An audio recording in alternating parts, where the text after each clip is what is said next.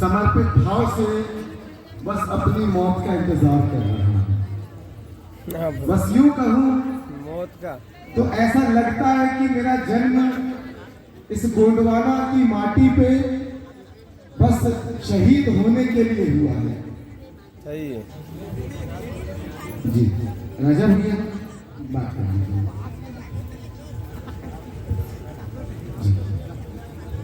मेरा अनुरोध है कि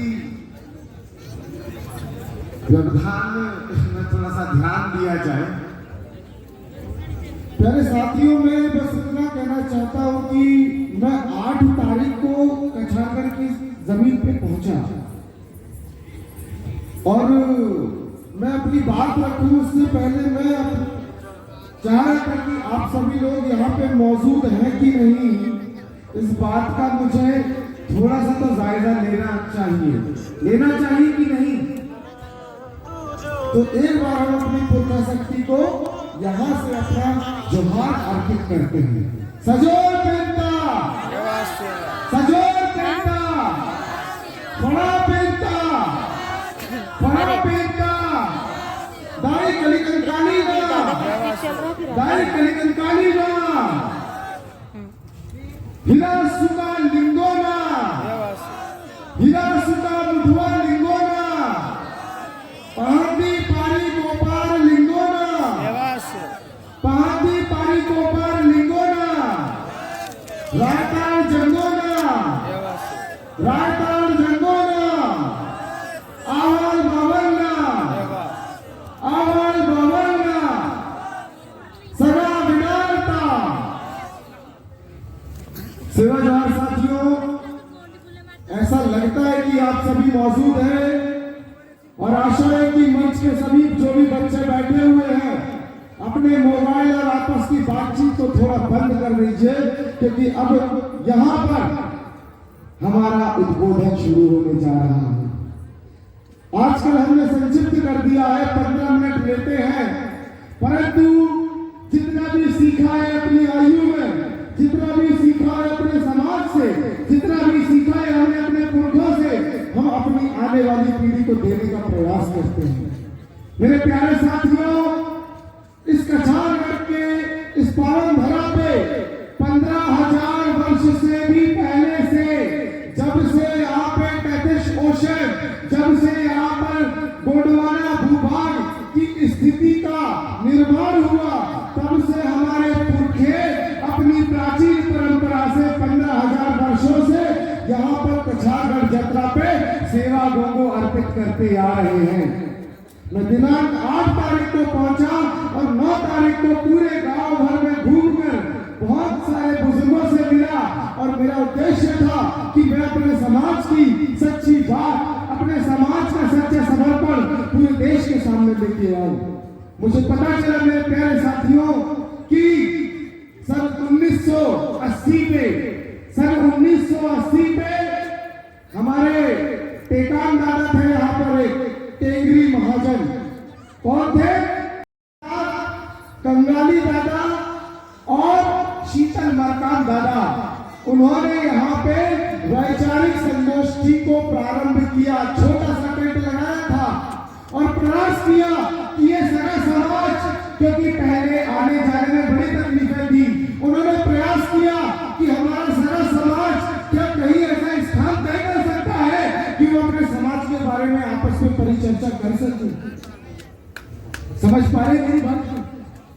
ये जो मंच बना है, ये मंच यहाँ से उस संदेश को देश दुनिया के अंतिम छोर में बैठे हुए इस गोंडोला के हर एक आखिरी व्यक्ति तक पहुंचाने का प्रयास करता है, जहाँ पे हर व्यक्ति के अंदर एक गोंड समाज का रक्त बहता है। ये मंच बना है उस विचार को तैयार करने के लिए कि कैसे हम अपनी आने वाली पीढ़ी का निर्माण करेंगे। ये मंच बना है हमारे का, हमारे धर्म संस्कृति का, ये मंच बना है हमारे आत्मसम्मान का, ये मंच बना है हमारे पुरखों की शहादत के अभिमान का, ये मंच बना है हमारे आने वाले नवनिर्माण के भविष्य के निर्माण का।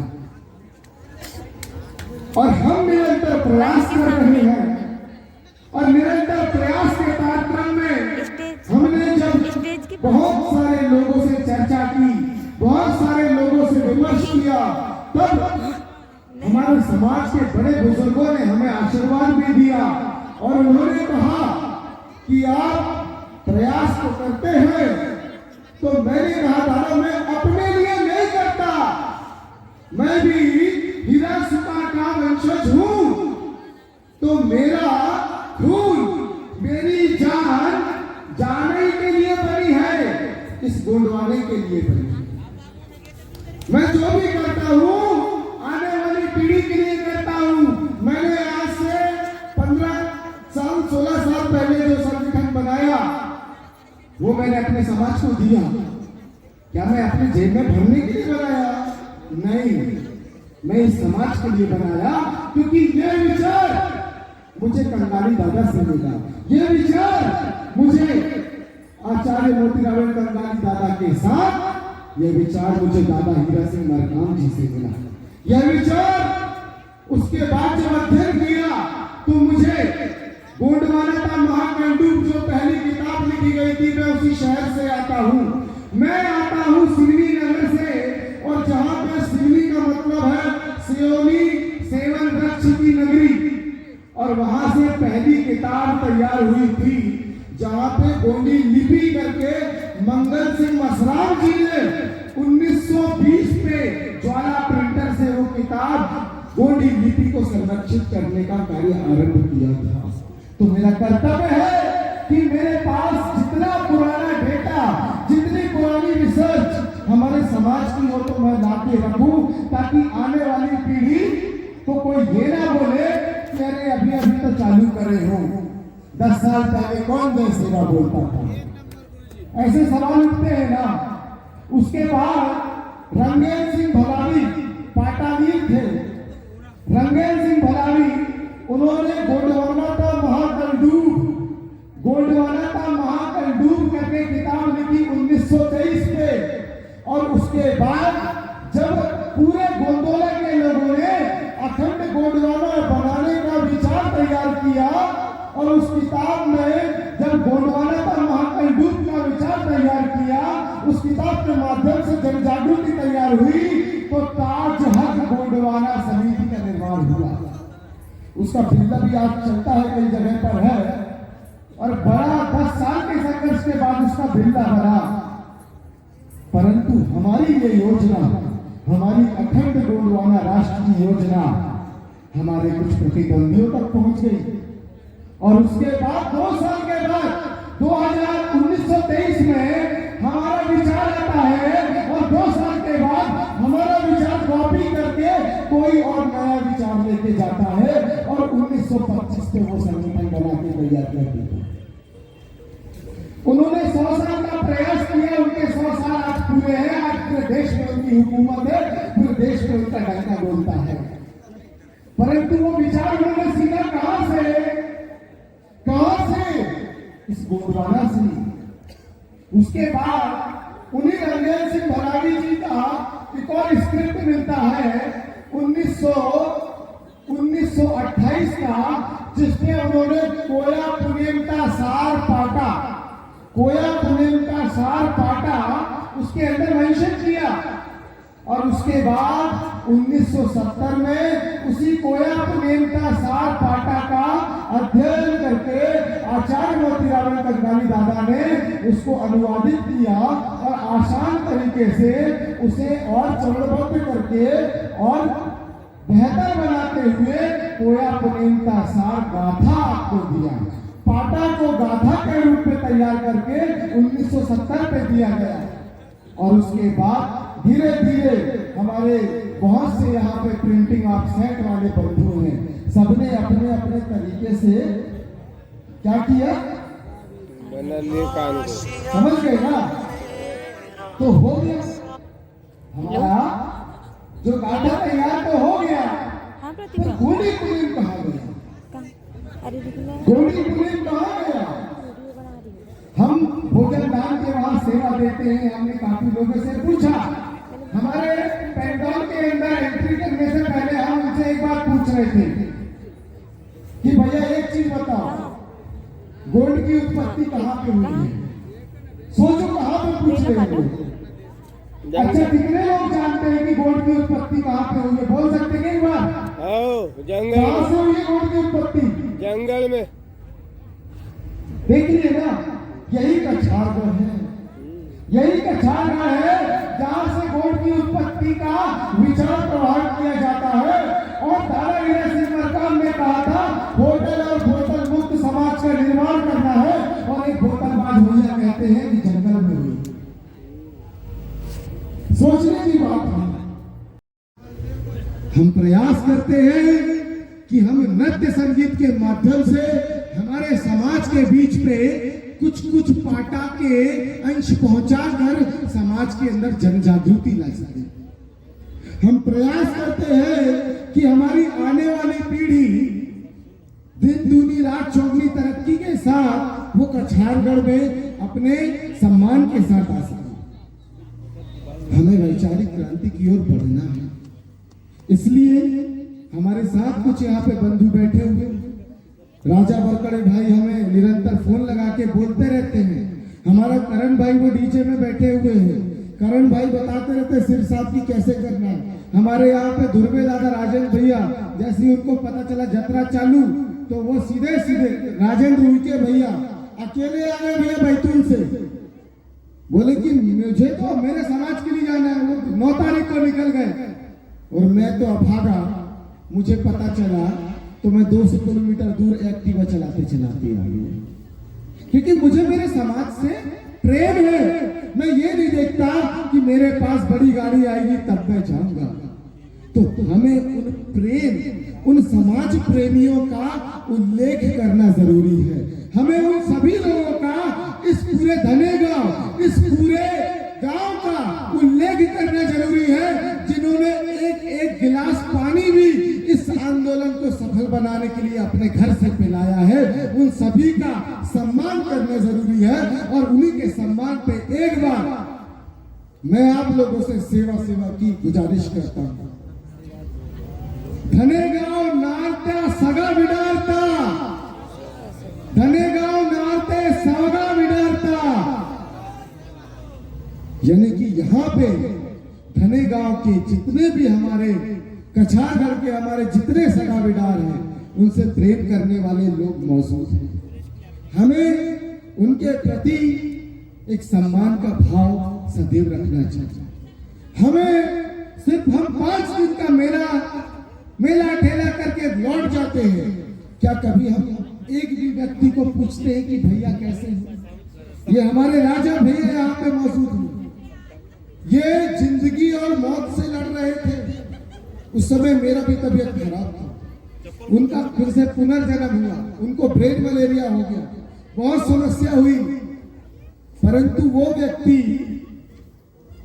सोने का नहीं देख रहा। वो अभी यहाँ पे कछारगढ़ की यात्रा पे अभी थोड़ा ठीक हुए और समर्पण भाव से खड़े हैं। तो मैं आपको बस ये कहना चाहता हूं कि सब कुछ चल रहा है, अच्छी बात है, परंतु उसके साथ एक वैचारिक आंदोलन चलते रहना चाहिए। बीच बीच पे परिचर्चा का दौर चलते रहना चाहिए। हमने संगठन स्थापित किया, समाज को दिया।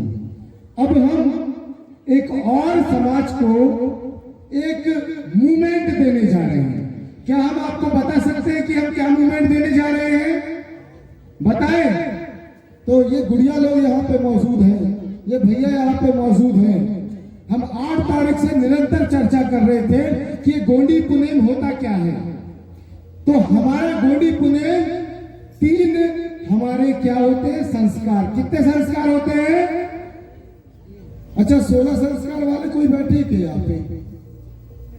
माताओं का 16 संस्कार हुआ किसी का? क्या नहीं बताएंगे, चलो ठीक है। एक होता है टुंडा, दूसरा होता है मंडा और तीसरा होता है कुंडा। तो जो टुंडा संस्कार से लेके मंडा संस्कार के बीच का जो कार्यकाल होता है वो बच्चे के अध्ययन का कार्यकाल होता है।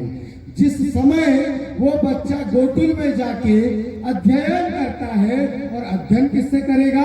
शिक्षक से करेगा। और शिक्षक को हमारे गोंडियन फिलॉसफी में क्या कहते हैं? मुठवा कहते हैं। तो मतलब जब तक बच्चे की मड़मिंग नहीं हो रही है तब तक वो क्या हुआ? कहीं ना कहीं मुठवा पुनेमी हुआ ना। और मड़मिंग होने के बाद उसके कोया पुनेमी होने का कार्य चालू होता है। फिर उसके बाद जब उसको उसका कुंडा मिलाया जाता है, तो कुंडा मिलाए जाने के बाद जब उसको दफनाने के उपरांत उसकी अगले वर्ष किसी आयोजन में हाजिरी होती है, तब वहां पे कंप्लीट एक साइकिल तैयार होता है, जिसे हम कहते हैं कि हमारा व्यक्ति मुठवा पुनेम, कोया पुनेम से मिलकर फिर कहाँ गया? सीधे गोंडी पुनेम में। क्योंकि हम तो एनिमिस्ट हैं ना, हमारे में डाइटिस का कॉन्सेप्ट नहीं है। हम तो हमारे पुरखों को पूजते हैं, हमारे में देवता का कॉन्सेप्ट नहीं है। हमारा कॉन्सेप्ट अनडाइल्यूटेड कॉन्सेप्ट है। हमारा कॉन्सेप्ट अनडाइल्यूटेड है, इसलिए हमारा मैनिफेस्टेशन का पावर भी बहुत स्ट्रॉन्ग है। हमारा मैनिफेस्टेशन का पावर इतना स्ट्रॉन्ग है कि अगर किसी सच्चे भूमिका ने फूंक दिया तो बना बनाया राजा भी रंग हो जाता है। और कहीं ना कहीं हमारे गोंडवाना में, समाज में, हमारे गोंडी धर्म की एक ताकत हमारे अंदर अभी भी मौजूद है कि अच्छे अच्छे दुश्मन और अच्छे अच्छे विभीषण आज भी हमें वैचारिक क्रांति करने से नहीं रोक पाए हैं, और मेरे जैसे सैकड़ों लोगों को नहीं रोक पाए हैं। और सत्य के साथ चलने वाले हमेशा सफल होते हैं। यही गोंडी पुनेम की एक असली दास्तान है। क्योंकि हम कहते हैं ना कि देवी आई है, हम कहते हैं ना देव आए हैं, और देवी और देव कौन आते हैं? जो गोंडी पुनेम में, जो सरना में, अपने सामाडूमा में मिलाए जाते हैं, वही जिनको दफनाया जाता है, वही अपनी दाई शक्ति, दाऊ शक्ति जब जवारे कलश बोए जाते हैं, तब वो हमारे